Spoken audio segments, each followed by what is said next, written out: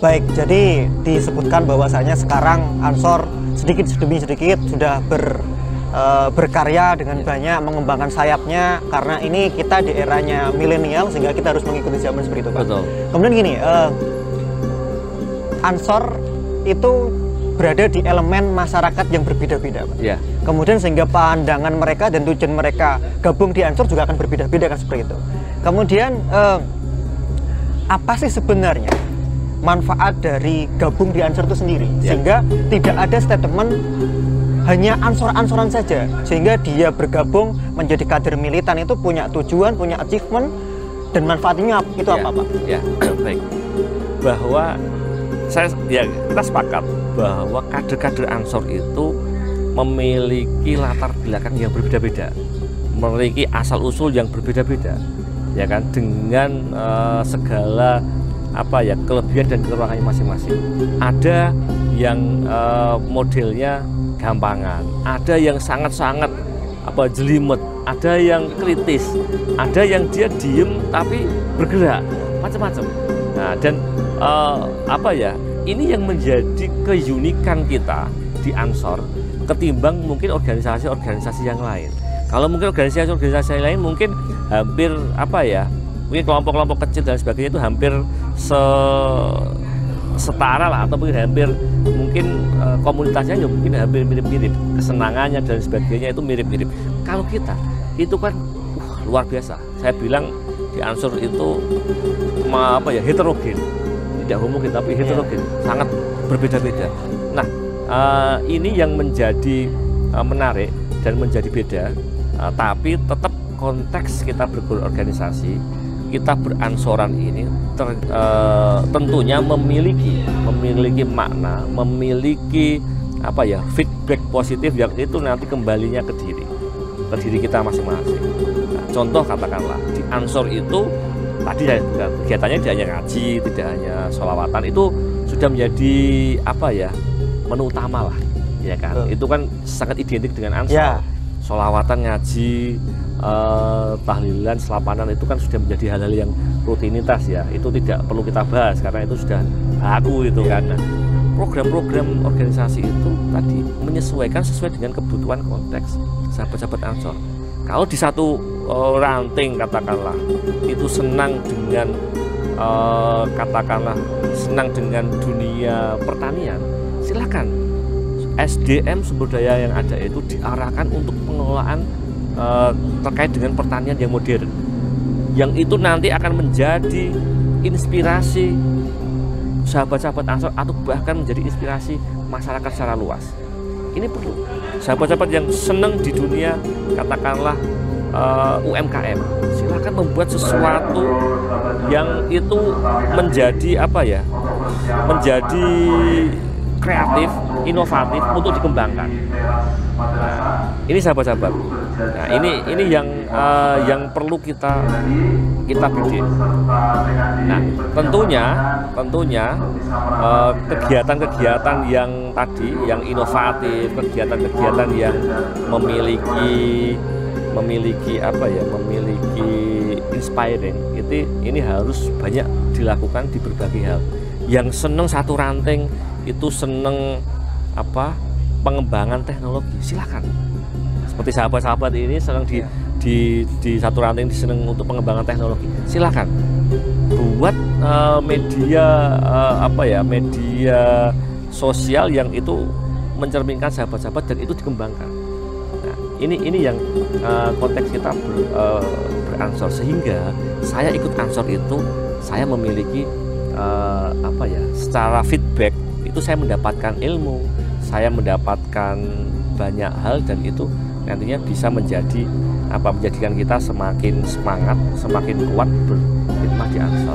Kira-kira itu, Mas. Ya.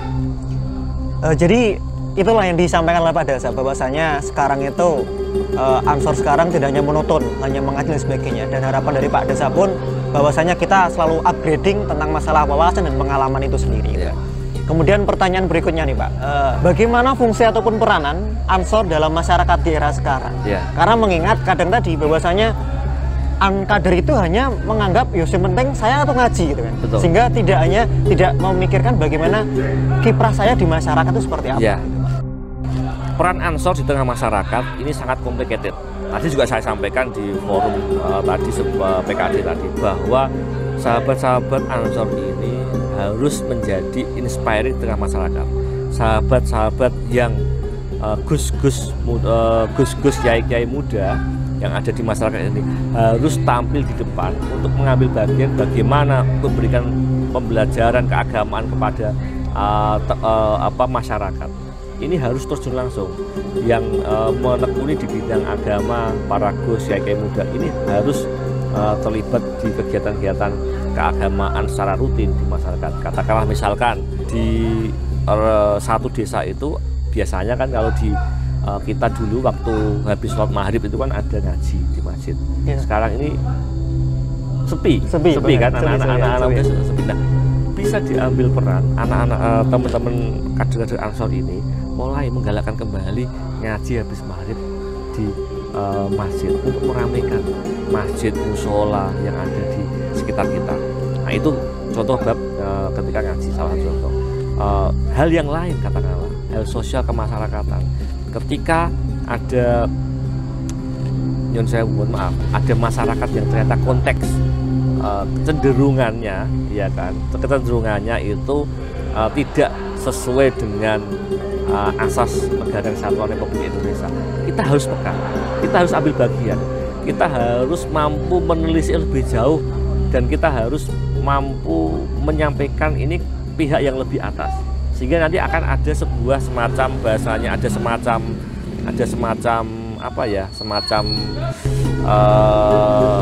perhatian atau bahkan nanti sampai di ranah tindakan. Nah, seperti itu. Belum lagi nanti bidang sosial yang lain, katakanlah misalkan ada kegiatan kerja bakti. Ansor Banser ya harus ambil bagian, harus menginisiasi, bahkan harus kalau tidak ada di satu kampung itu harus membuat sebagai inisiator. Nah, kira-kira itu Mas. Jadi peran-peran Ansor di masyarakat ini sangat banyak sekali. Belum lagi nanti hal-hal yang lebih complicated ini harus dilakukan oleh sahabat-sahabat Ansor. Yang terakhir Pak, ya. Ini Pak, sekarang ini yang sedang bergulir hangat adalah mengenai permasalahan Gus Yakut. Mengingat karena beliau Bapak kami bersama kan gitu Pak. Siap. Bagaimana pandangan ataupun pendapat Pak Dasa mengenai permasalahan ini? Ya, baik. Sangat jelas bahwa konteks kita berorganisasi ini kami sampaikan tegas kalau ini. Saya sampaikan tegas bahwa kami di Gerakan Pemuda Ansor itu kita memiliki pimpinan, kita memiliki kepemimpinan yang sifatnya berjenjang. Bahwa ketika ada hal-hal, mohon maaf, yang sifatnya mengusik terkait dengan keberadaan pimpinan kita, apalagi komandan tertinggi kami, otomatis kami harus melakukan upaya-upaya preventif, upaya-upaya bagaimana kita membangun konsolidasi, bagaimana kita menjadi benteng untuk tetap menetralisir, untuk tetap mengawal beliau sebagai ketua umum kita. Ini perlu saya sampaikan. Dan seluruh kader Ansor hari ini, Ansor Banser, kita siapkan untuk merapatkan barisan satu barisan untuk apa? Untuk menjaga situasi. Kalau memang diperlukan, kalau instruksi organisasi itu mengharuskan kita turun, kita siap. Sehingga sekali lagi bahwa kita mengikuti instruksi dari pimpinan dan kita akan selalu all out, akan selalu support terkait dengan pemimpin-pemimpin kita yang ada saat ini. Dan sekali lagi bahwa isu-isu yang beredar yang menyangkut ketua umum kita tentunya itu adalah sesuatu yang tidak benar. Itu adalah produk-produk dari, mohon maaf, kelompok-kelompok kecil sebelah yang dari dulu selalu ingin mendapat perhatian lebih, ingin mengusik keberadaan kami, karena jelas saat sampai hari ini, sampai kapanpun bahwa jelas Gerakan Pemuda Ansor menjadi garda terdepan, menjadi benteng bahwa kita selain menjadi bentengnya kiai, selain menjadi bentengnya habaib, kita menjadi bentengnya Negara Kesatuan Republik Indonesia. Itu jelas, siapapun yang tidak sepakat dengan NKRI, silahkan keluar dari negara Indonesia tercinta. Cukup tegas saudara-saudara bahwasanya ngobrol dengan Pak Dasa bahwasanya sekarang ini NU ataupun Banum-Banum lainnya khususnya di Ansor harus selalu berbenah diri untuk menyongsong tantangan-tantangan yang akan di depan. Kemudian kepada seluruh kader-kader militan Ansor itu sendiri, untuk saat ini tetap jaga posisinya masing-masing, jangan pernah terprovokatif oleh banyak hal, karena di sini kita pergerakannya adalah terukur dan terstruktur kan gitu Pak. Ya, satu lagi Mas, saya sampaikan bahwa seluruh kader Ansor Banser tidak boleh bergerak sendiri, tidak boleh bergerak tanpa ada instruksi.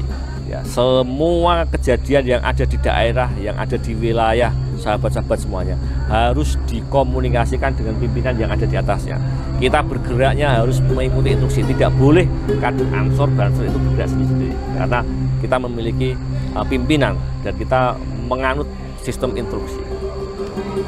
Baik, demikianlah talkshow pada sore hari ini. Harapannya bisa memberikan sedikit penambahan wawasan kepada seluruh kader-kader Ansor. Harapannya kita selalu berbenah, kita selalu menjaga komunikasi, kemudian hubungan kita dengan satu sama lain sehingga kita tetap satu tujuan, satu komando untuk kejayaan Ansor dan NU itu sendiri. Karena Ansor adalah merupakan garda terdepan dalam pengendalian dan pengamanan Indonesia itu sendiri, karena di sini adalah NKRI harga mati. Demikian Pak Dasa pada sore hari ini, semoga Pak Dasa semakin sehat amin, dan selalu berkaya di Ansor. Terima kasih, sukses selalu untuk Sorban Mas TV, semakin solid dan menginspirasi banyak hal. Siap. Demikian, wassalamualaikum warahmatullahi wabarakatuh. Assalamualaikum warahmatullahi wabarakatuh.